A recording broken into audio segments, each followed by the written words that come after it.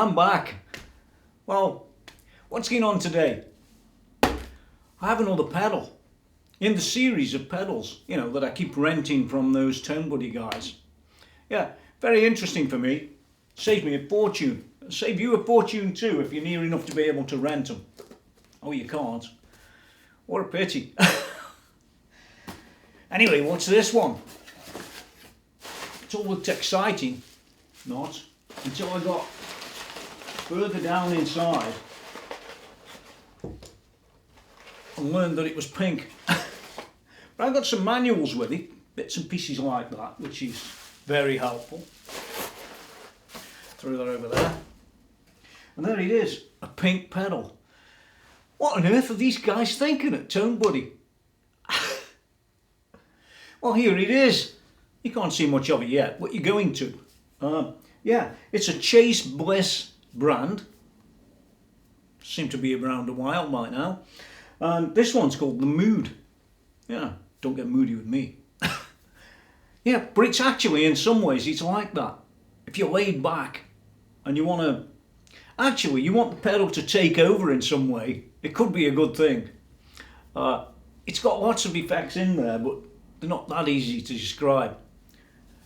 I've had a quick go outside, but I'm going to read to you what they say because I can't easily describe what they say. And here it goes. I've had to print this out as a crib sheet.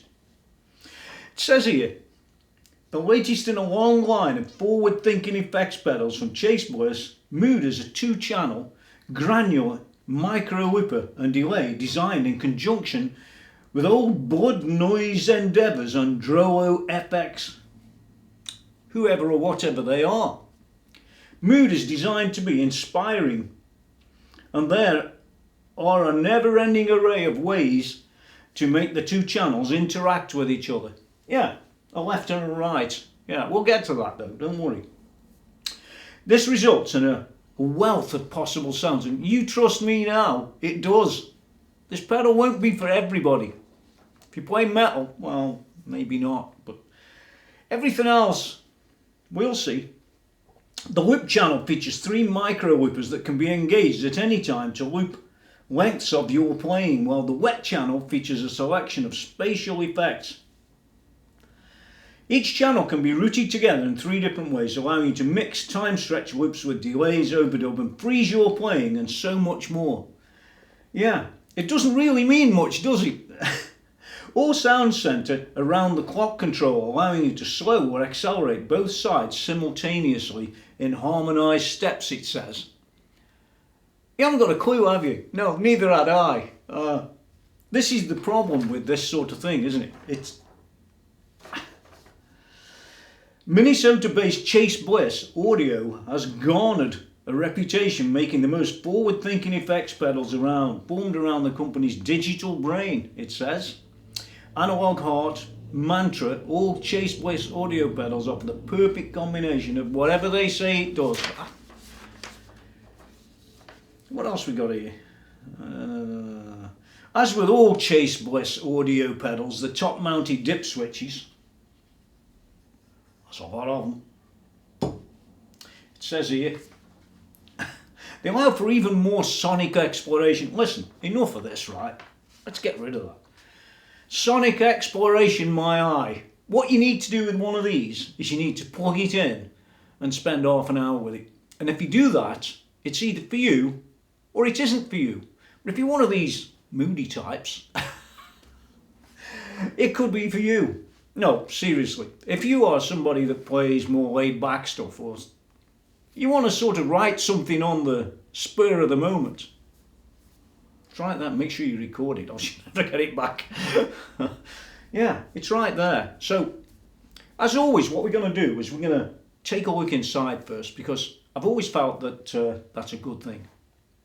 Let's whip the back off, zoom in, and take a close look at what's going on in there. And I can tell you there's a lot. Well, just before I do zoom down in there, I just wanted to show you the back plate. And on the back plate, it says this is number 180, the 12th of the 6th, 19, which is pretty near where we are. Signed by MM, if you can see any of that.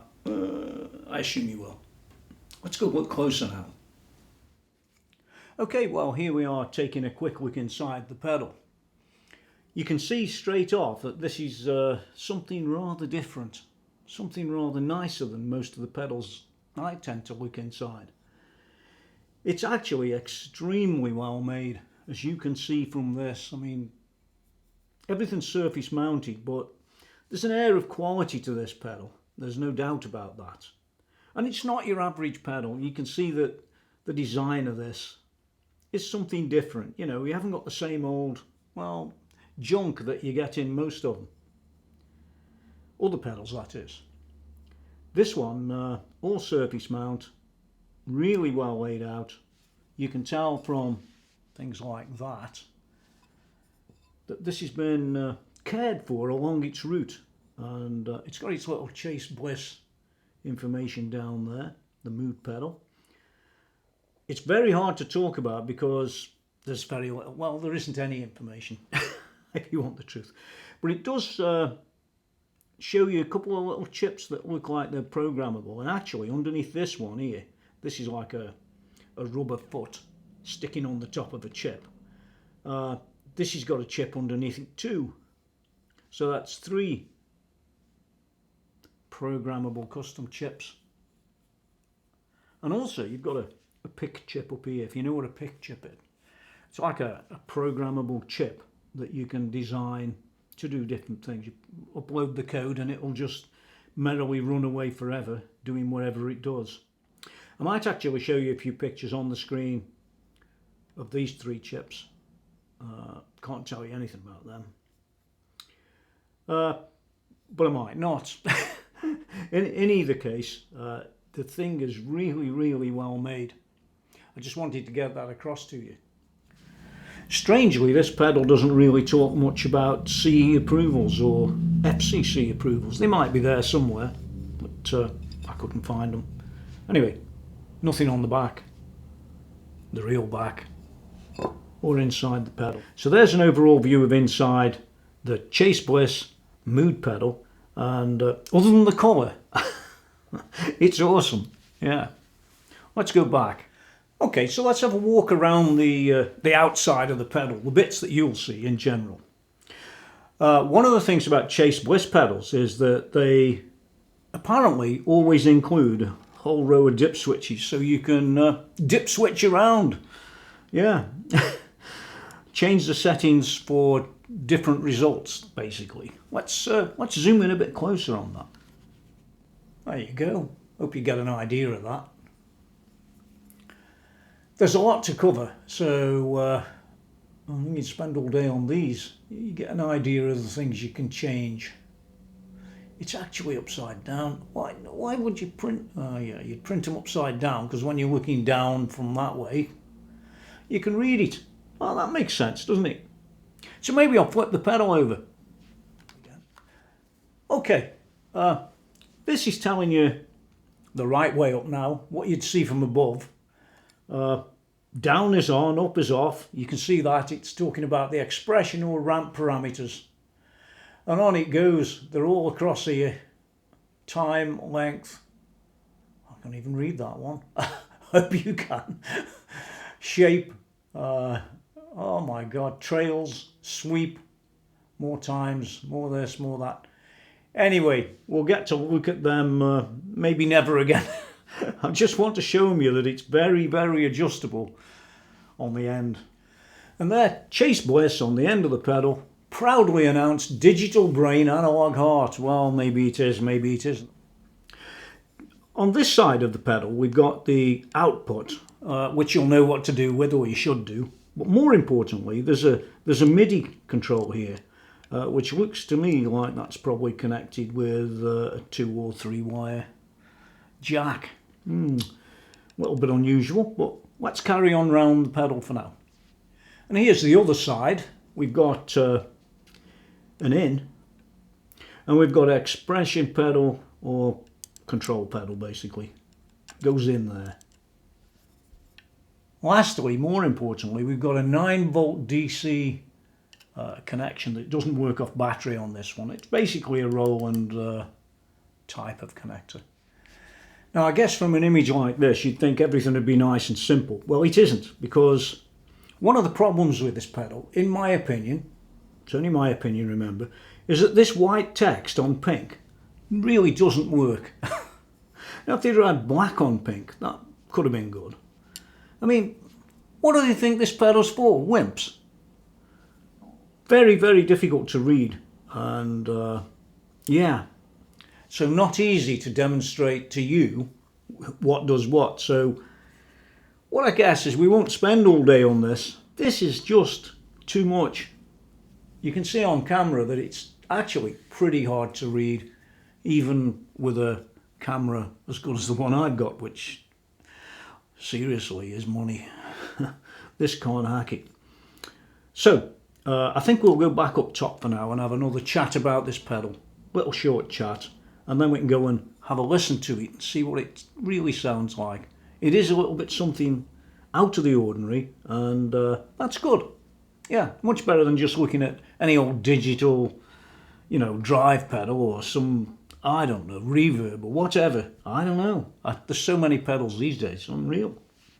To just give you a bit of an idea of that white on pink, I'm actually looking at this on the full zoom of my camera to be able to read what the,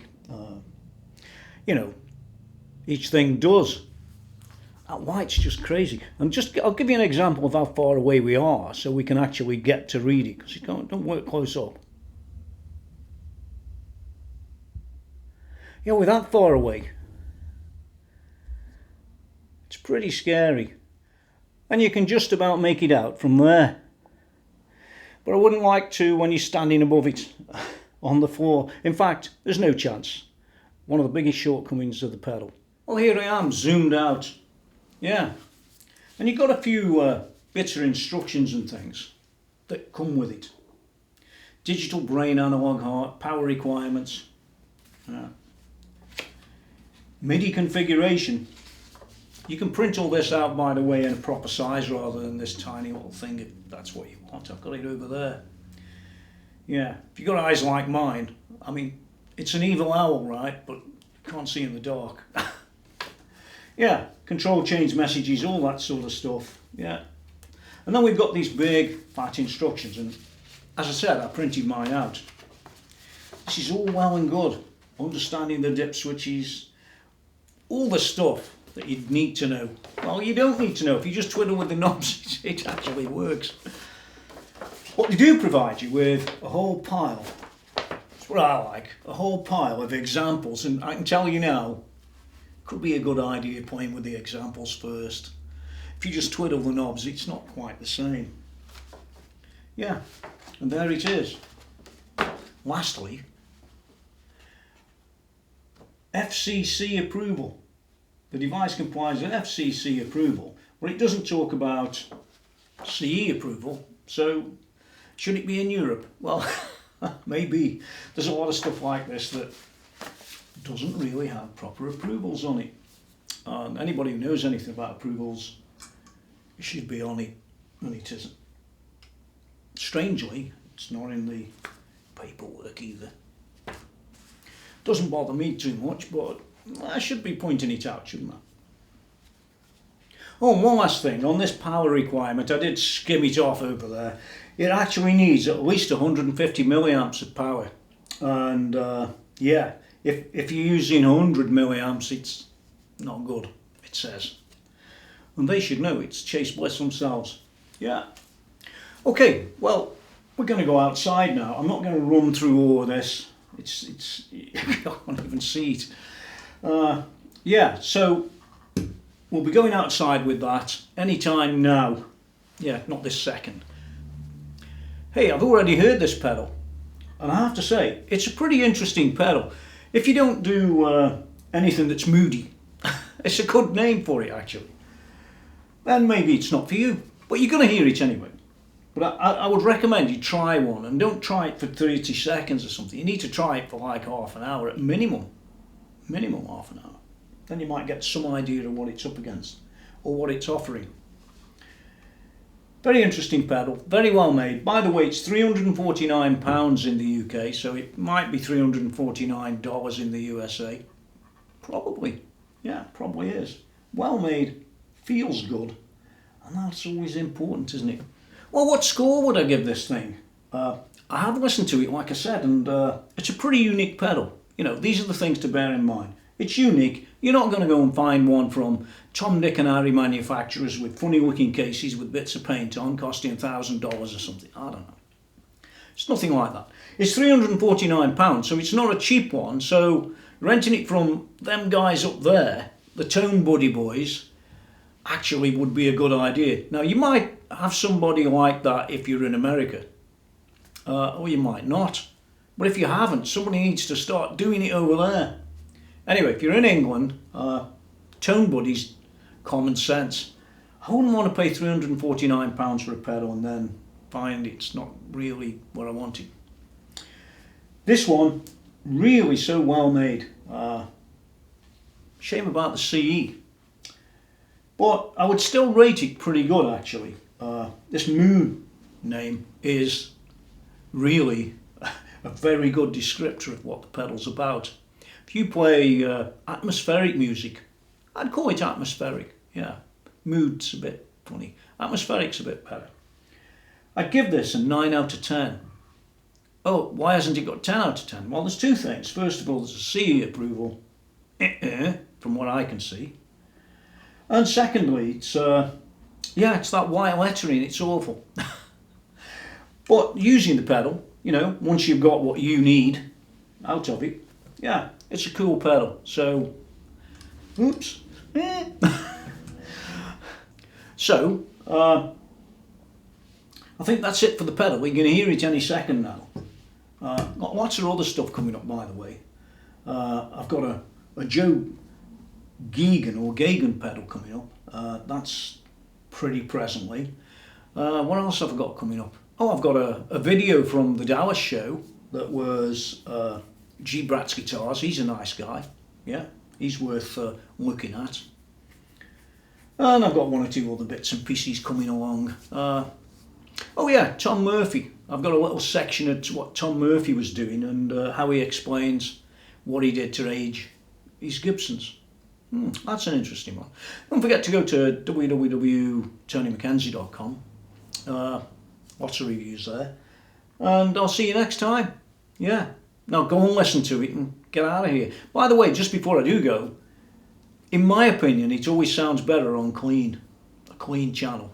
Yeah. Just a bit of advice. You can do what you want, but now get out of here. Well, here I am in the studio. Hope you like the owl, by the way. It goes with the car.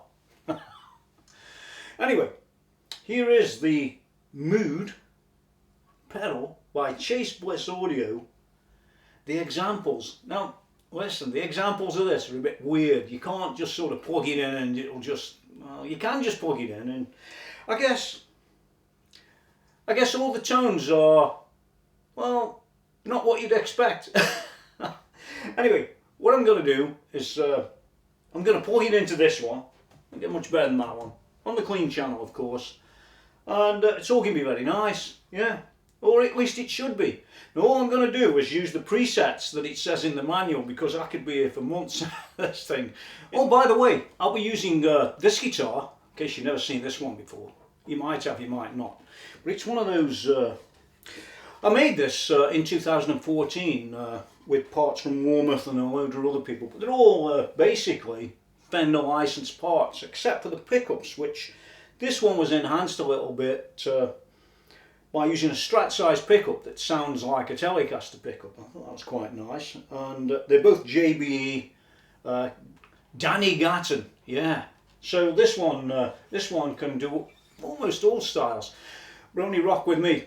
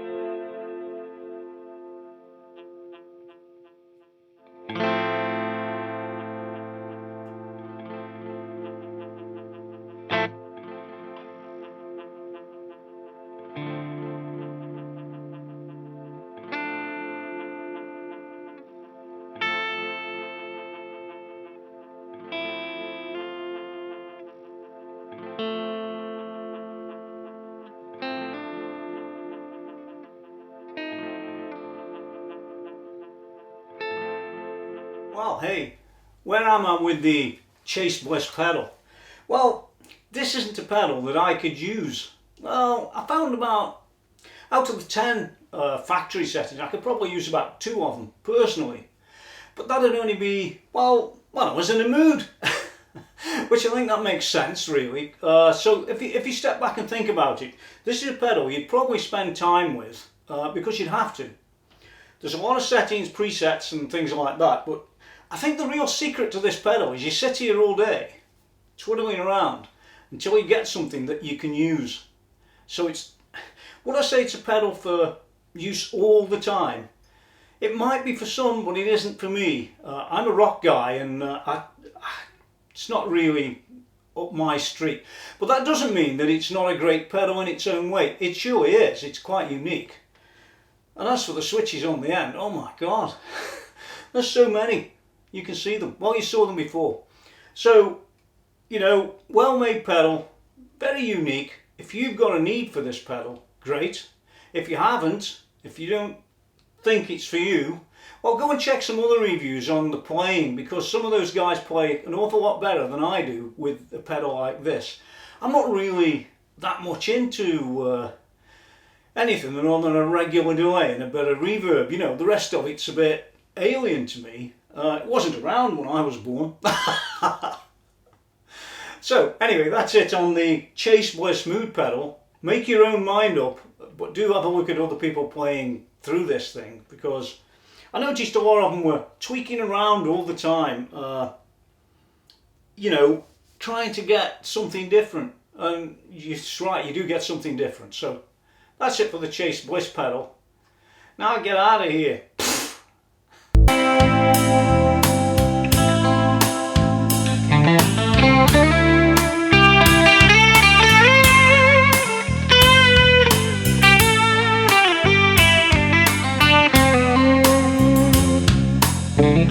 Thank you.